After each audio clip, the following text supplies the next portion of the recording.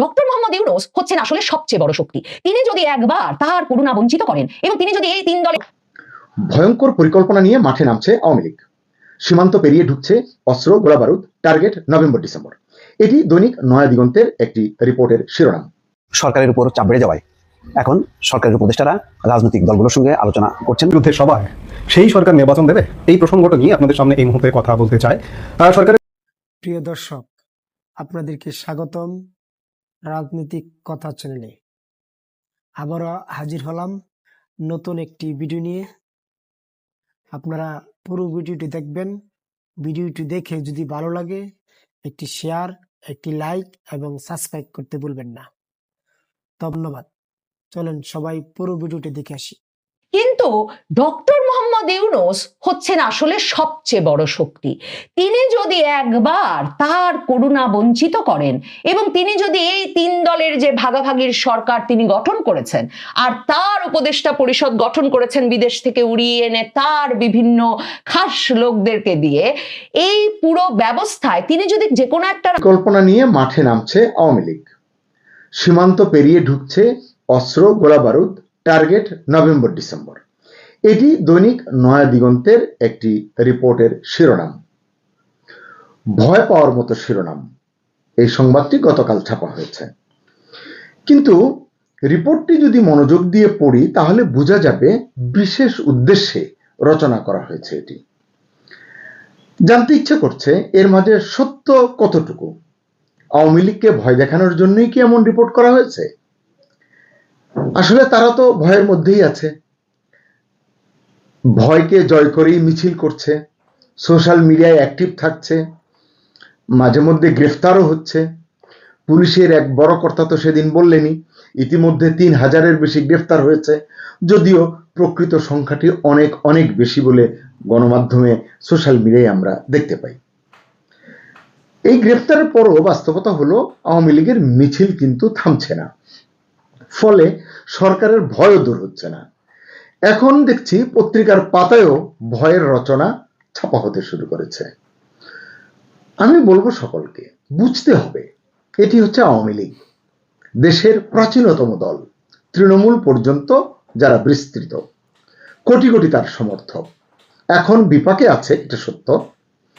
অধিকাংশই নেতাকর্মী সমর্থক বাড়িঘরে থাকতে পারছেন না, এটা বাস্তবতা।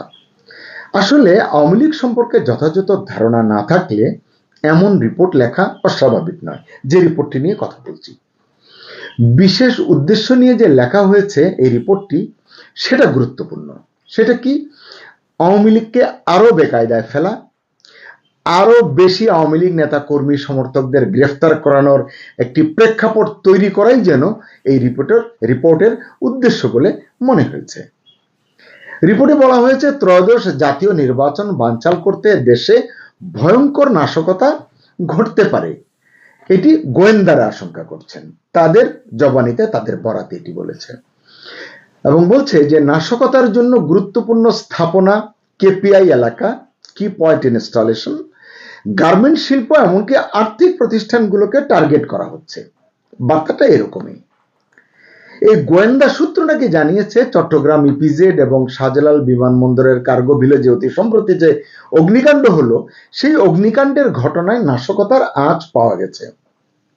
কি বলবো, আসলে গল্প কি এভাবেই লেখা হয়?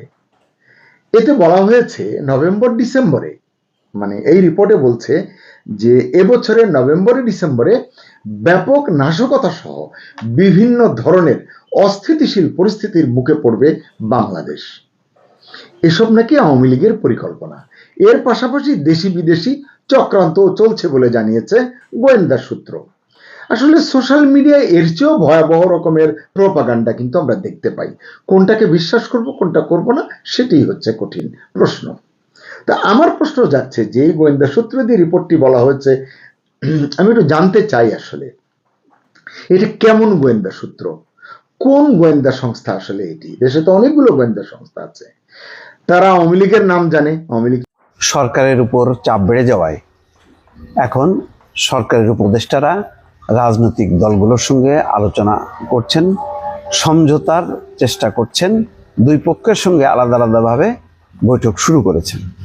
সমকালের খবর হচ্ছে জুলাই সনদ বাস্তবায়ন রাজনৈতিক সমঝোতার চেষ্টা করছে সরকার। দলগুলোর সঙ্গে যোগাযোগ করেছেন কয়েকজন উপদেষ্টাকে ডক্টর মোহাম্মদ ইউনূস দায়িত্ব দিয়েছেন এবং বলেছেন যে তারা যেন দুই পক্ষের সঙ্গে আলাদা আলাদাভাবে কথা বলে একটা সমঝোতার উদ্যোগ নেয়। তাহলে সরকারের উপর এই যে জুলাই সনদ বাস্তবায়নের যে চাপটা, সেই চাপটা কমে যাবে এবং সরকার বলতে গেলে রেহাই পাবে। এবং দুই পক্ষ জামাত বিএনপি যদি সম্মতি হয় তাহলে তারা পুরো বিষয়টা খুব শান্তিপূর্ণভাবে নির্বাচনের দিকে দেশটা এগোবে। ইতিমধ্যে সালাউদ্দিন আহমেদ এবং বিএনপি স্থায়ী কমিটির সদস্য এবং ডাক্তার তাহেরের সঙ্গে কথা বলেছেন দায়িত্বপ্রাপ্ত উপদেষ্টারা। কোন কোন উপদেষ্টার দায়িত্ব পালন করছেন বোঝা যাচ্ছে না, তবে এই আলোচনার ক্ষেত্রে সম্ভবত আসিফ নজরুল, আদিলুর রহমান শুভ, রেজওয়ানা হাসান, ফাওজুল কবির খান তারা যথেষ্ট পরিমাণ অ্যাক্টিভ। গতকাল শুক্রবার দুপুরে মিন্টু রোডে মন্ত্রীপাড়ার দায়িত্বপ্রাপ্ত উপদেষ্টারা নিজেরা বৈঠক করেছেন। তারা ঠিক করেছেন যে কিভাবে তারা আলোচনাটা করবেন। 3 উপদেষ্টা সমকালকে জানিয়েছেন রাজনৈতিক সমঝোতার পর জুলাই সনদ বাস্তবায়ন সংক্রান্ত আদেশ জারি হতে পারে। অর্থাৎ রাজনৈতিক সমঝোতা ছাড়া হুট করে সরকার তার মতন করে একটা বাস্তবায়নের কথা বলে দেবে, আদেশ জারি করবে, সেটা করবে না। রাজনৈতিক সমঝোতার ভিত্তিতেই আদেশ জারি করা হবে। এটা কিন্তু ডক্টর মোহাম্মদ ইউনূস জুলাই সনদ স্বাক্ষরের দিনই কিন্তু বলেছিলেন যে এখন রাজনৈতিক দলগুলোর দায়িত্ব যে জুলাই সনদ স্বাক্ষর হওয়ার পরে এটা বাস্তবায়ন কিভাবে হবে তারা যেন ঠিক করে। তো এখন সেই চাপটাই এখন উপদেষ্টারা দিচ্ছেন রাজনৈতিক দল দুটিকে, প্রধানত দুটিকে, বিএনপি এবং জামাত। বৃহস্পতিবার উপদেষ্টা পরিষদের বৈঠকে এই আলোচনা শুরু হয় এবং কয়েকজন উপদেষ্টাকে দায়িত্ব দেওয়া হয়। বৈঠকে আইন শৃঙ্খলা পরিস্থিতি, প্রশাসন, পুলিশের রাজনৈতিক আনুগত্যের কারণে সুষ্ঠু নির্বাচন করা চ্যালেঞ্জ নিয়েও আলোচনা হয়।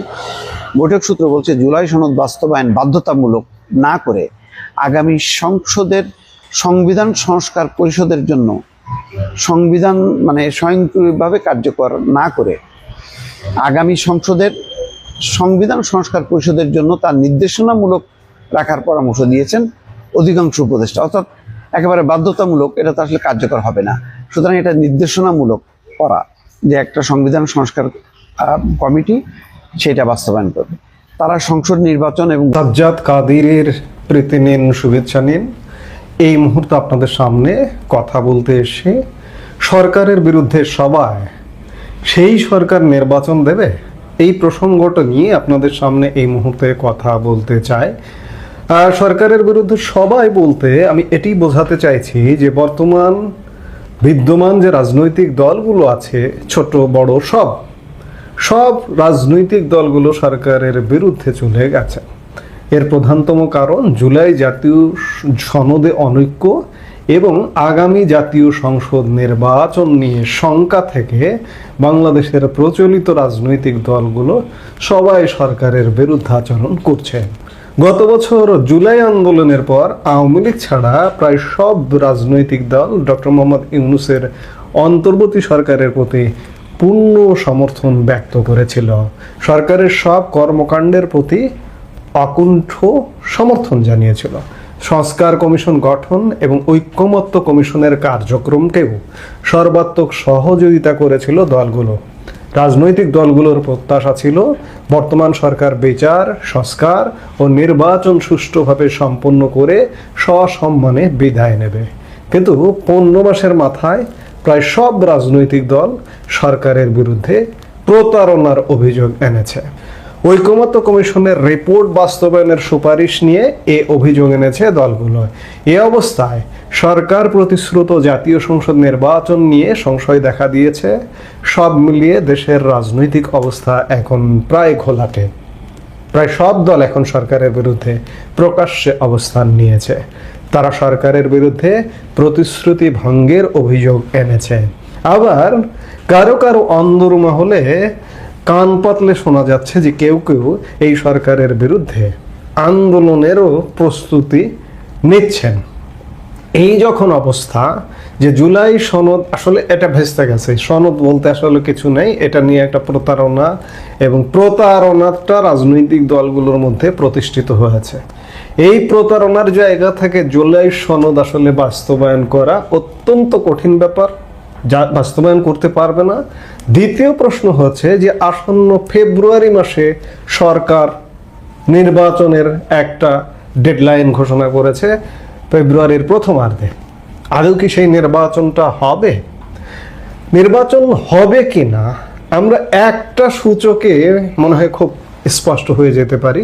আপনারা জানেন যে এই চলতি বছরের মাঝামাঝি সময়ে লন্ডনে বাংলাদেশের বৃহত্তম